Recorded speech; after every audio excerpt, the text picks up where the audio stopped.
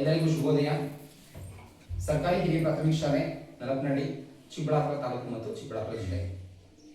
ನಾವು ಇಂದು ಗಣಿತ ದಿನಾಚರಣೆಯನ್ನು ಆಚರಣೆ ಮಾಡ್ತಿದ್ದೀವಿ. ಇಂದು ಡಿಸೆಂಬರ್ 22, 2025. 4 ಮತ್ತು 5ನೇ ತರಗತಿ ವಿದ್ಯಾರ್ಥಿಗಳಿಗೆ ಗಣಿತ ದಿನಾಚರಣೆ ನಾವು ಆಚರಣೆ ಮಾಡ್ತಿದ್ದೀವಿ. ಅದಕ್ಕಾಗಿ ಇಲ್ಲಿ ವಿದ್ಯಾರ್ಥಿಗಳು ಬಂದಿದ್ದಾರೆ. ಒಬ್ಬೊಬ್ಬರನ್ನಾಗಿ ನಾವಿವತ್ತು ಮಾತಾಡಿಸ್ತಾ ಹೋಗೋಣ.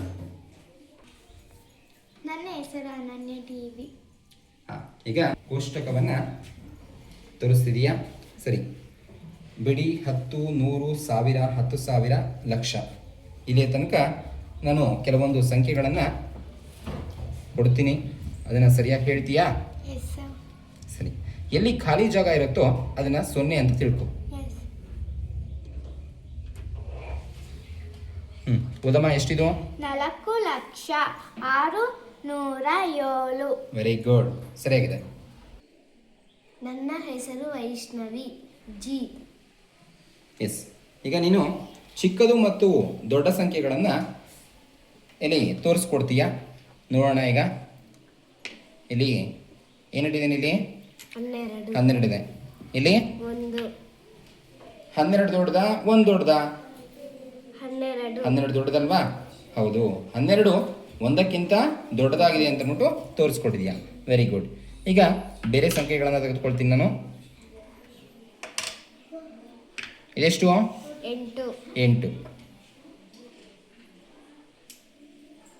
8ನ್ನ ಈ ಕಡೆ ಇಡ್ತೀನಿ. ಈಗೇನು ಮಾಡ್ತೀಯಾ? 8 ದೊಡ್ಡದು. 8 ದೊಡ್ಡದು 5ಕ್ಕಿಂತ. S, very good. ನನ್ನ ಹೆಸರು ನಮಿತಾ ಎನ್ ಪಿ.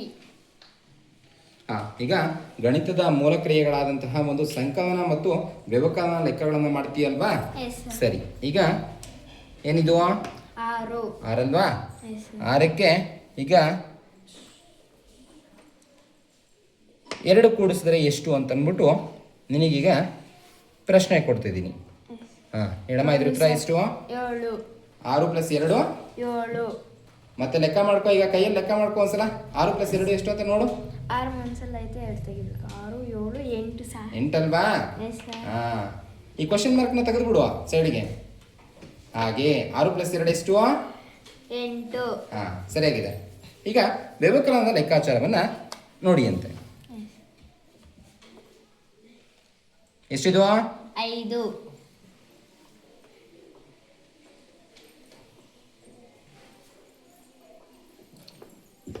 5 - 1 ಎಷ್ಟಮ್ಮ? 5 - 5ರಾಗೆ 1 ಹೋಯ್ತು. 4. 4 ಅಲ್ವಾ? 5ರಲ್ಲಿ 1 ಹೋದ್ರೆ 4. Very good. ನನ್ನ ಹೆಸರು ವರ್ಷಿಣಿ. ಎಸ್. ಈಗ ನೀನು ಗಣಿತದ ಮೂಲ ಕ್ರಿಯೆಗಳಲ್ಲಿ ಬರುವಂತಹ ಒಂದು ಗುಣಾಕಾರ ಮತ್ತು ಭಾಗಾಕಾರ ಲೆಕ್ಕಗಳನ್ನು ಮಾಡಿ ತೋರಿಸ್ತೀಯಲ್ವಾ? ಸರಿ. 2 × 4. 2 4 ಎಷ್ಟಮ್ಮ? 8. 8 ಇಟ್ಟು ತೋರಿಸು. Yes, very good. 2 4 8. ಆನಂತರ ಈಗ ಭಾಗಾಕಾರದ ಲೆಕ್ಕಾಚಾರವನ್ನು ಮಾಡ್ವಿ ಅಂತ. 6 ನೀನು ಇಡ್ಬೇಡ. Divide by 3 question mark.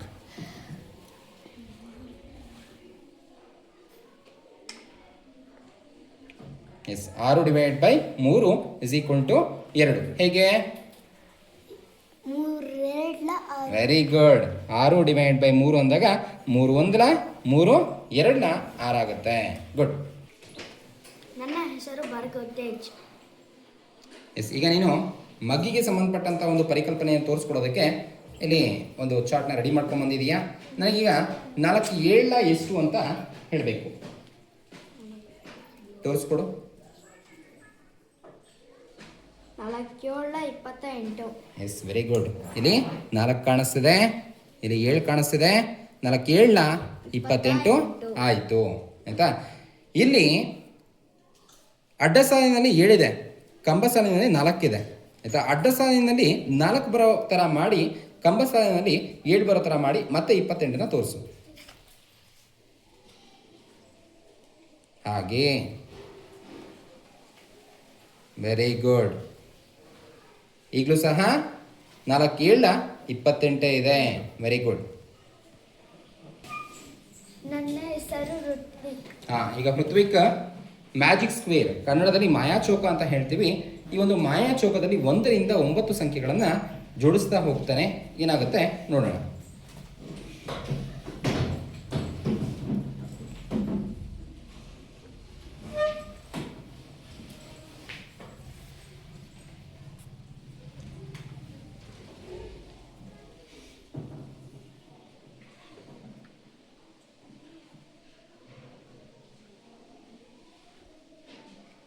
ಇಲ್ಲಿ ಜೋಡಿಸಿರುವಂಥದ್ದು ಮೇಲ್ಭಾಗದ ಸಾಲಿನಲ್ಲಿ ಮಧ್ಯದಲ್ಲಿ 1 ಇಟ್ಟಿದ್ದಾನೆ, ಕೆಳಭಾಗದ ಕಡೆಯಲ್ಲಿ 2 ಇಟ್ಟಿದ್ದಾನೆ. ಆನಂತರ ಈ ರೀತಿಯಾಗಿ ಒಂದು ಝೆಡ್ ಶೇಪ್ನಲ್ಲಿ 3 4 5 6 7 ಈ ಸಂಖ್ಯೆಗಳನ್ನು ಜೋಡಿಸಿ ಇನ್ನು ಉಳಿದಿರೋ ಅಂಥ ಒಂದು 8ನ ಇಲ್ಲಿಟ್ಟು ಕೆಳಭಾಗದಲ್ಲಿ 9 ಇಟ್ಟಿದ್ದಾನೆ. ಯಾಕೆ ಈ ರೀತಿ ಜೋಡಿಸಿದೀಯಾ? ಈ ಅಡ್ಡ ಸಾಲಿನಲ್ಲಿ ಅದನ್ನು ಕೂಡಿದಾಗ ಏನಾಗುತ್ತೆ? 3 5 8 7 15 ಸರಿಯಾಗಿದೆ. ಈಗ ಕಂಬ ಸಾಲಿನಲ್ಲಿ ತೆಗೆದುಕೊಳ್ತೀನಿ. 8 3